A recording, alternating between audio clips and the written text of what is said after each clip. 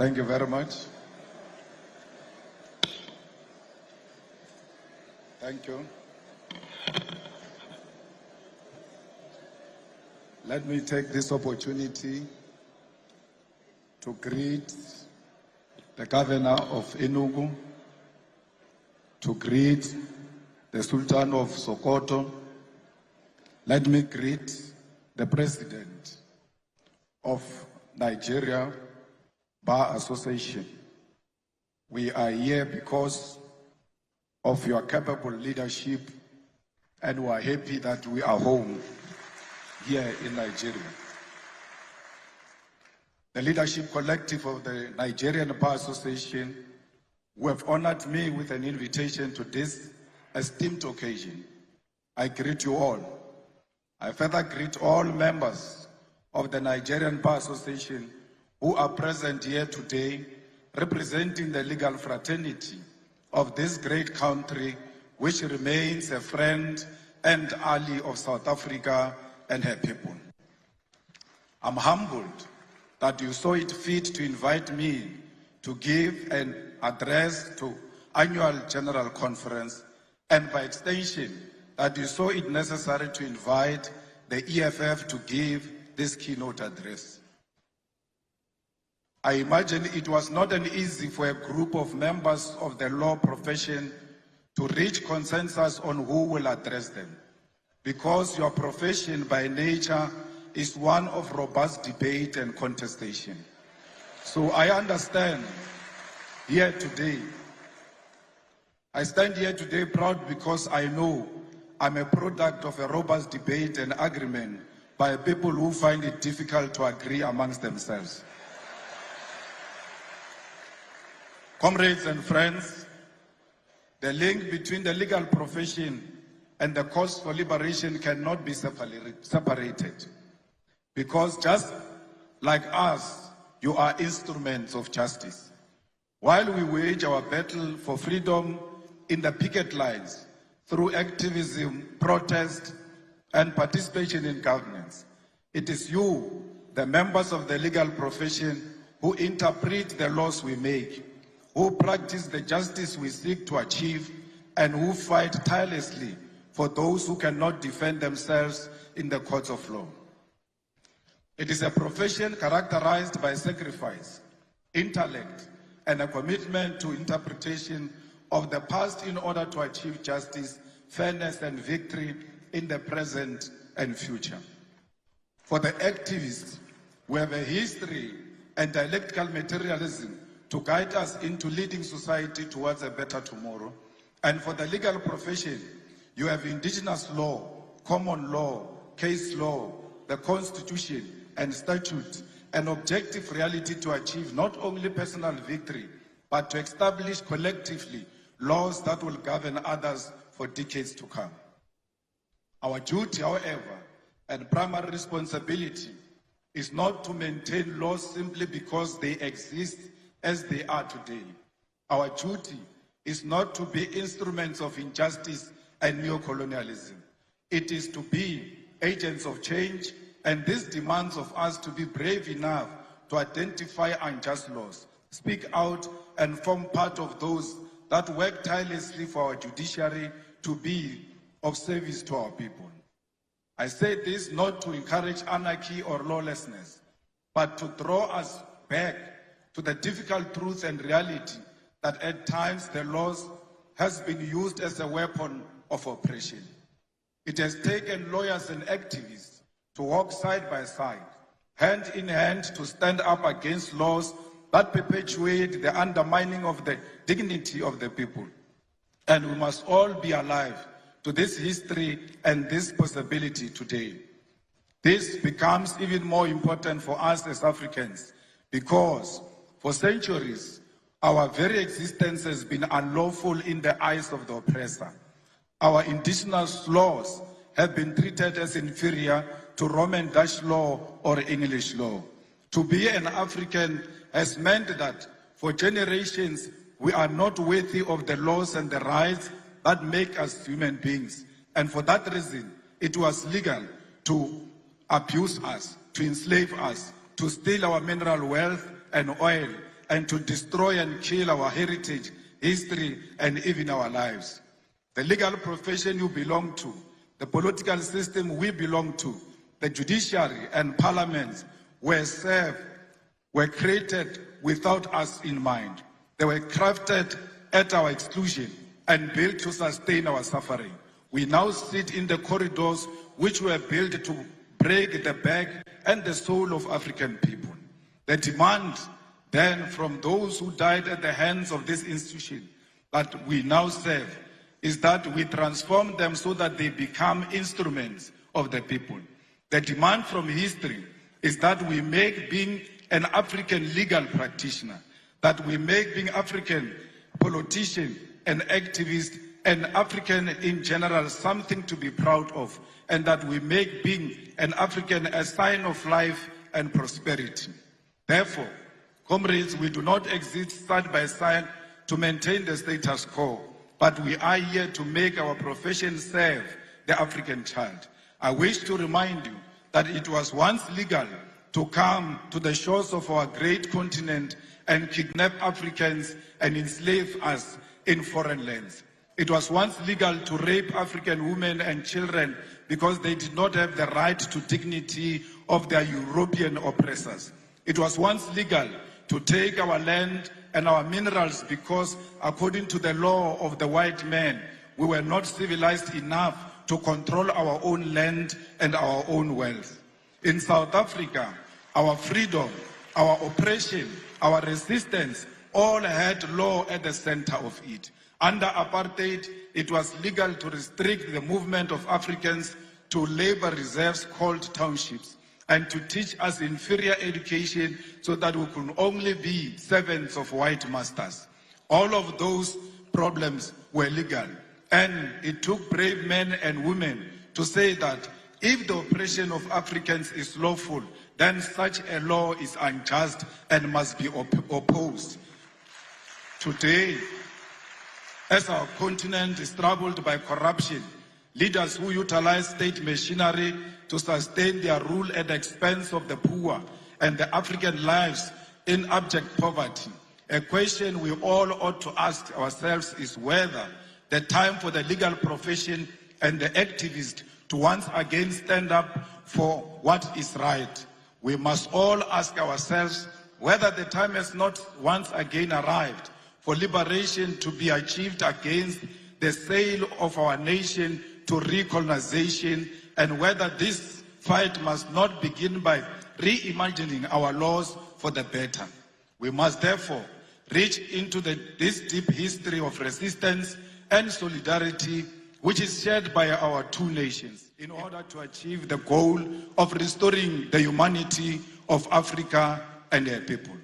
My brothers and sisters, the humanity of Africa is at the center of what the EFF stands for. We are an organization that was formed in 2013 purely out of the demands of the people of South Africa who wanted an alternative to the former liberation movement to achieve economic freedom in our lifetime. We are an organization which is born out of the blood of slain mine workers in an area known as Marikana, where 34 miners were shot down execution style, and the 13th anniversary of their execution was this month on the 16th of August 2025. Yet the families have not seen any justice. No one has answered for this grave injustice.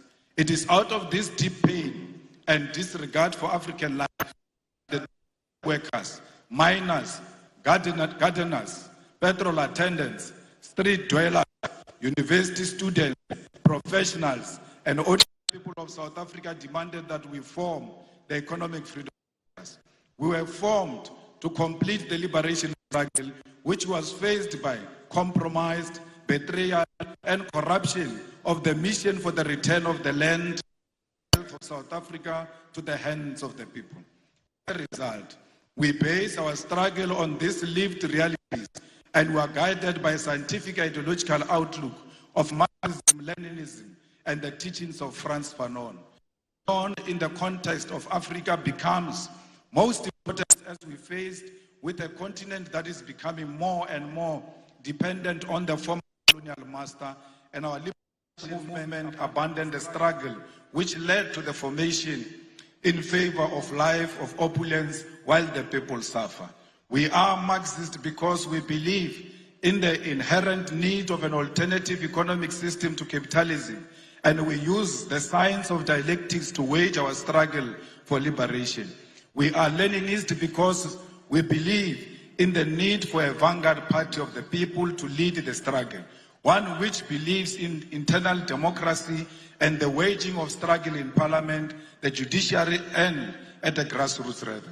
We are anti-capitalist, anti-imperialist, anti-racist, anti-sexist organization which believes in democracy and socialism as a means of uplifting ordinary masses of our people.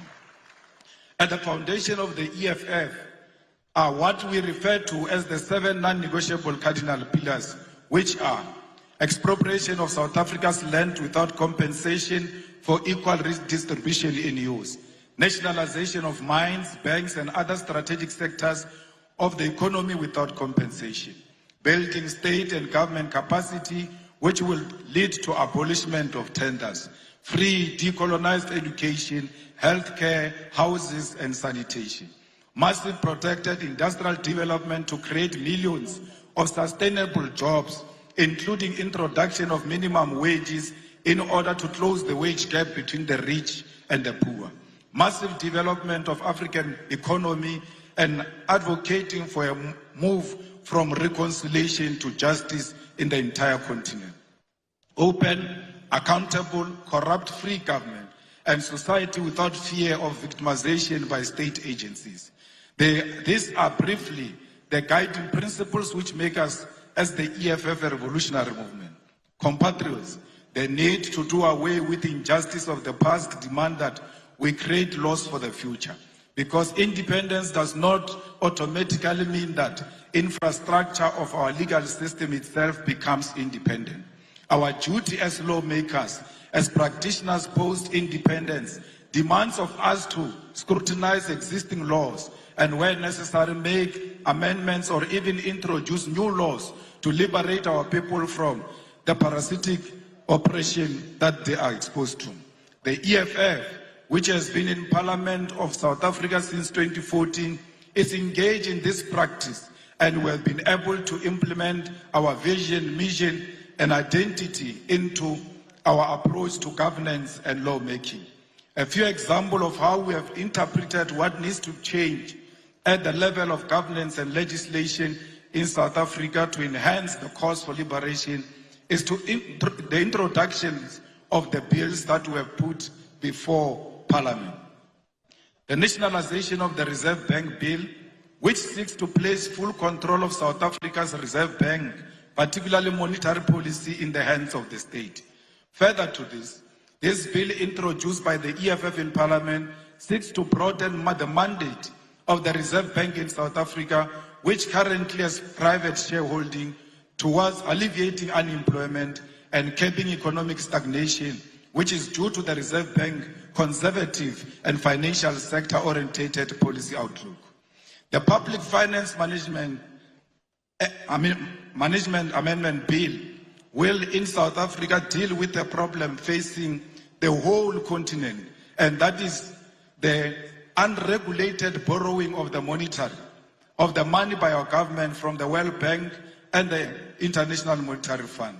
This bill, which we have introduced as the EFF, will require that National Treasury in South Africa first seek approval from Parliament to source foreign loans and establish transparency regarding such loans and their conditionalities. The debt trap of Africa to our foreign colonizers must be stopped, and that begins by regulating these loans that our leaders commit future generations to, because they will not be there when the colonizers come to collect. The Student Debt Cancellation Bill is a piece of legislation introduced by the EFF to ease the debt burden of young students who cannot access their qualification, seek employment using their qualification, or pursue postgraduate studies because their qualifications are withheld due to debt.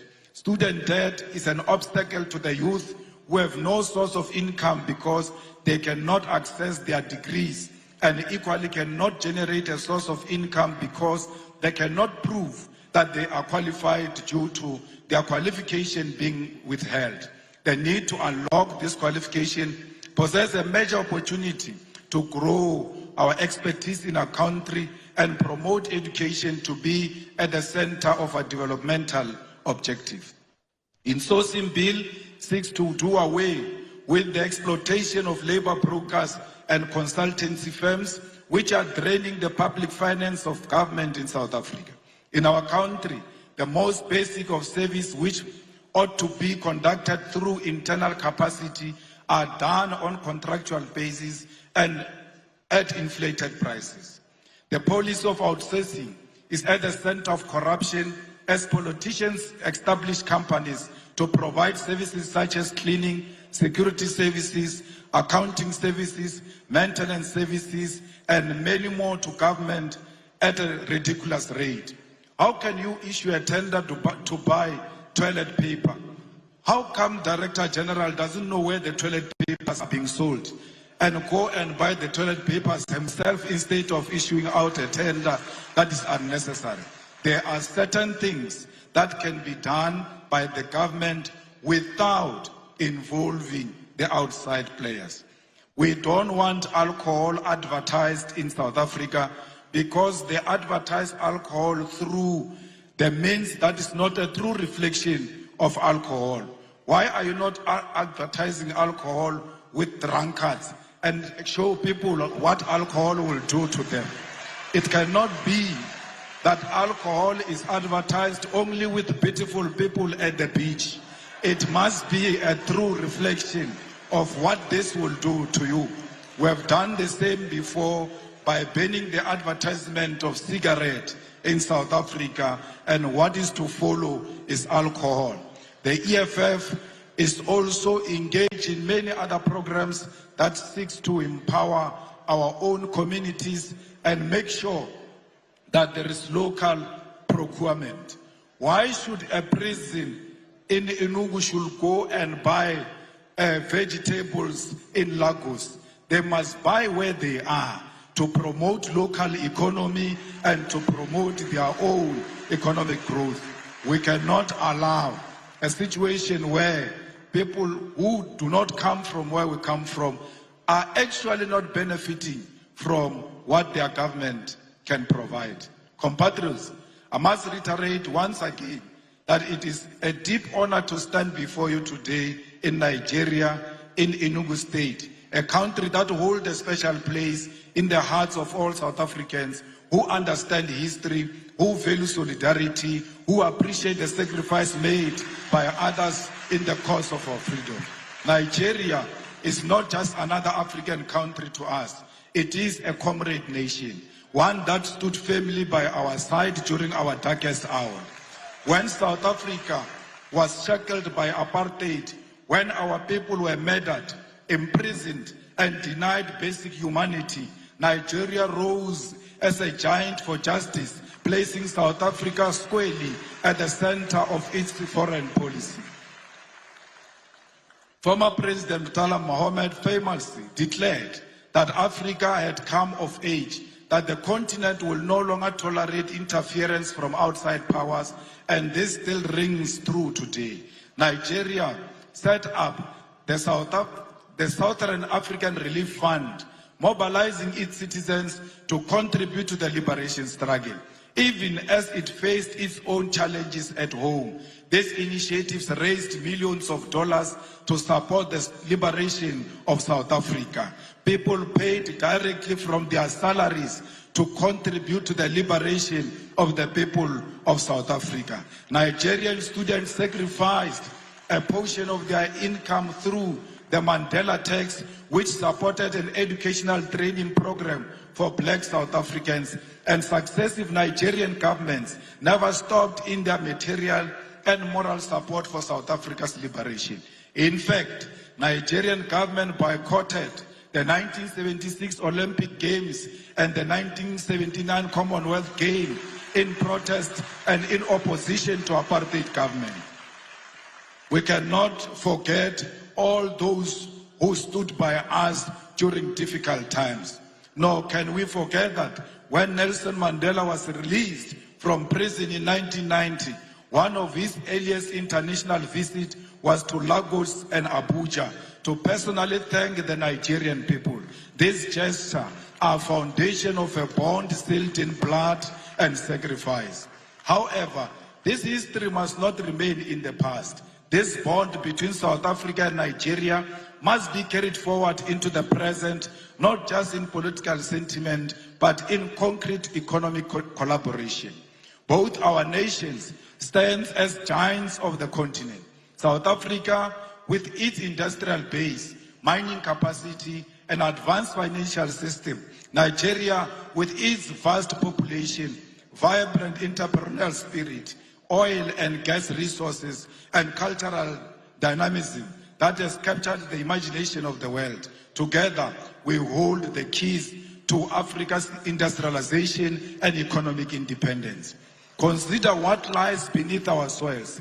Nigeria is blessed with abundant oil, natural gas, and growing agricultural sector. South Africa holds some of the richest deposits of platinum, gold, manganese, and coal in the world. Combined, we possess the minerals that power modern technology, the energy resources that fuel global industry, and the human capital to build a self-sufficient continent.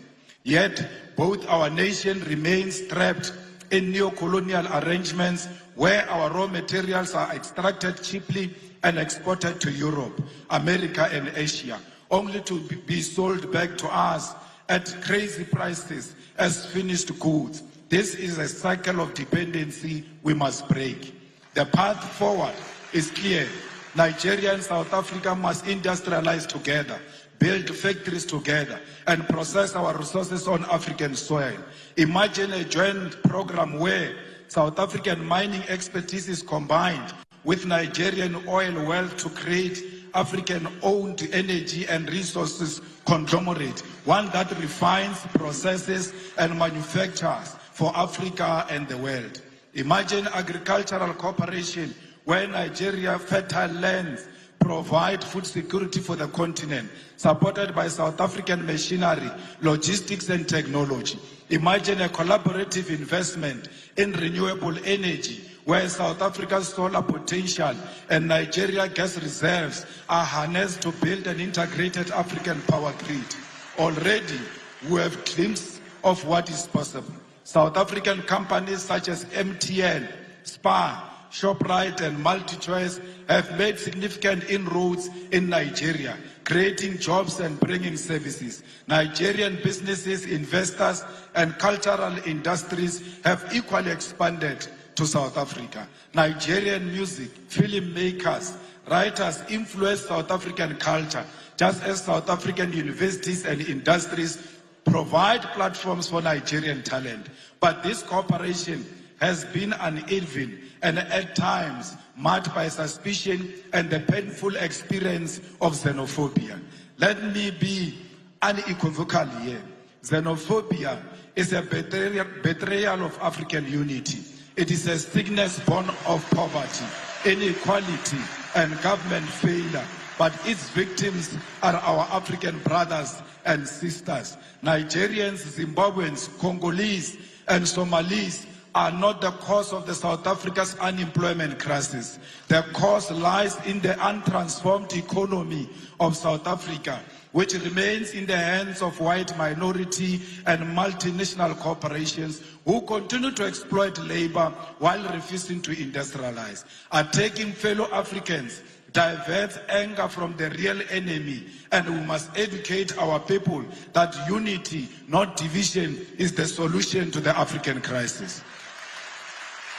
If we want to end one-way migration, where Nigerians are forced to leave home in search of opportunity in South Africa, we must integrate our economies. Young Nigerian engineers should be able to work in Johannesburg, Gaborone, Windhoek, Harare, Cairo, and Accra, not as foreigners, but as Africans contributing to Africa. South African entrepreneurs should be able to set up in Lagos without suspicion, but with support as partner in the shared future. We must harmonize trade policies, align visa regimes, and build continental infrastructure that connects our people. We actually do not need a visa. We don't need a visa between South Africa and Nigeria.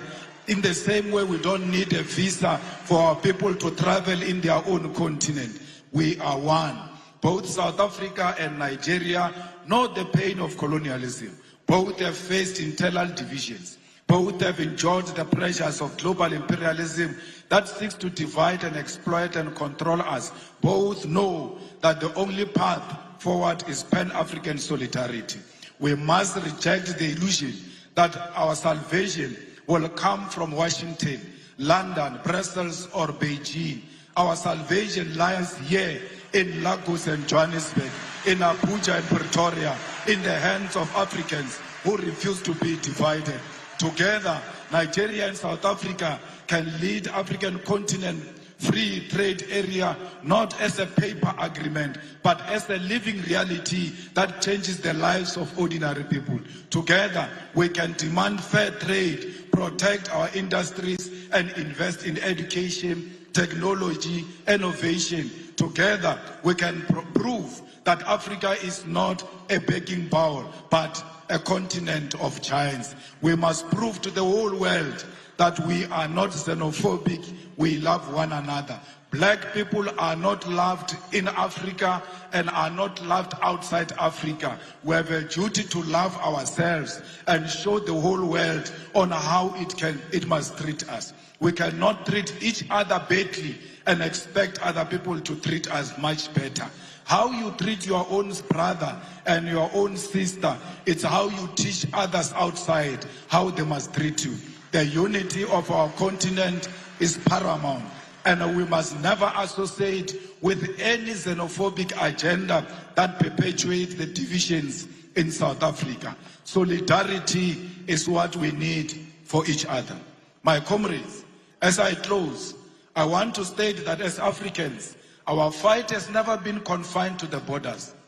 From the very beginning, the struggle of South Africa against apartheid, we knew that suffering of one oppressed people anywhere in the world is the suffering of all oppressed people everywhere. It was in that spirit that South Africa, during its liberation struggle, was embraced by Nigeria and other African nations, who declared that apartheid was not simply a South African problem, but an African and global crime. It is in that same spirit that today we say our liberation as Africans will remain incomplete if we turn a blind eye to the struggles of those who continue to suffer under occupation, colonialism, imperialism, and economic exploitation. It is this tradition of solidarity that compels us today to speak clearly on the struggle of other oppressed people. The EFF continues to stand firmly with Western Sahara, Palestine, Cuba, Haiti, the Democratic Republic of Congo as a commitment to international law and justice. In Western Sahara, Morocco's continued occupation violates the principle of the United Nations Charter and the African Union's Constitutive Act, both of which enshrined the right to self-determination. The International Court of Justice affirmed in 1975 that Morocco had no sovereignty over Western Sahara, yet decades later, the Sahrawi people remain dispossessed. In Palestine, we are witnessing one of the gravest violations of international law in modern history. The apartheid regime of Israel has for decades defied UN resolutions, the Geneva Conventions, and international humanitarian law. Collective punishment, the bombing of hospitals, the illegal taking of land, the killing of children, and the deliberate starvation of populations are crimes under the Roman Statute of the International Criminal Court. The world cannot remain neutral in the face of genocide. And just as apartheid South Africa was declared a crime against humanity, so too must be the international community recognize and act against Israel's apartheid and genocide. The importance of fighting on the level of the law was made evident in this case when the South African government took Israel to International Court of Justice to report their crimes when no other country will do so. This fight in international court was won when the court declared that indeed Israel was perpetuating genocide, a win that was necessary to sway some support away from Israel and to embolden other countries to speak out.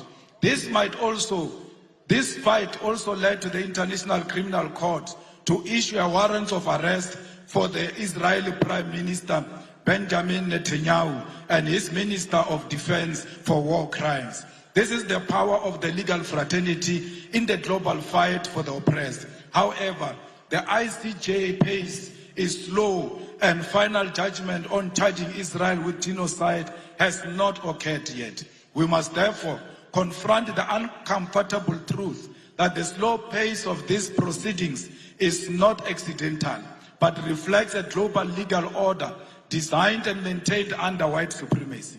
International law is swift and ruthless when prosecuting leaders of the global south, yet hesitant and cautious when dealing with crimes committed by Western powers or their allies. This is hypocrisy we must name without fear.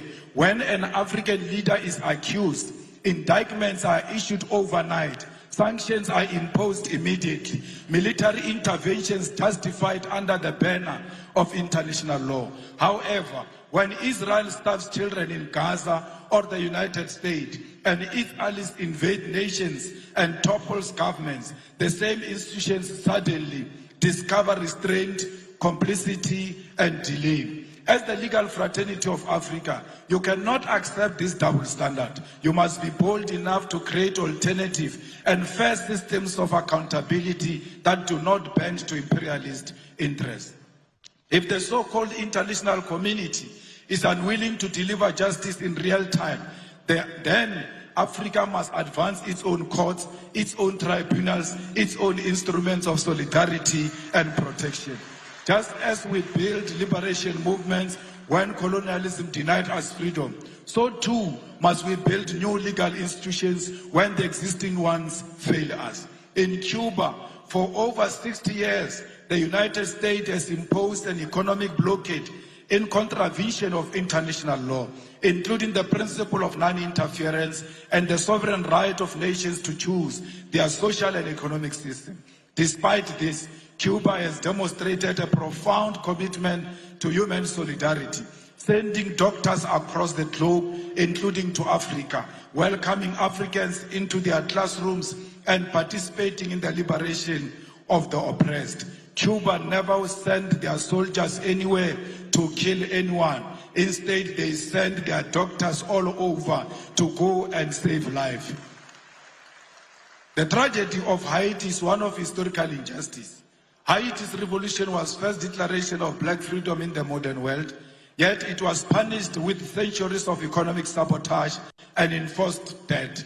Contrary to any principle of justice, today Haiti suffers from foreign interference, the denial of sovereignty, and the imposition of external governance. International law demands reparation, debt cancellation, and the withdrawal of foreign forces so that Haiti can govern itself in dignity. We have seen DRC not experiencing peace because of its mineral resources. We must stand with DRC and demand that there must be permanent peace in DRC and everywhere else in Africa. Because DRC without peace, it will never experience economic growth. We are because DRC it is. We are the people of Southern Sudan. We must make sure that no single corner of Africa there are guns where Africans are killing each other. Africans must always be together against the enemy forces who want to exploit our country.